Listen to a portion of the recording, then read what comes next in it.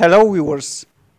نننې زمونږ ورډ دی اباو سمانه ده.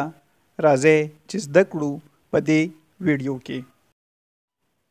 د اباو مطلب دی پورته، پاس یا لوړ. پورته، پاس یا لوړ. For examples, this is above me. This is above me. دا زما پورته دی. See above.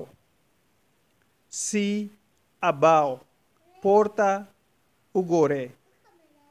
He lives above me.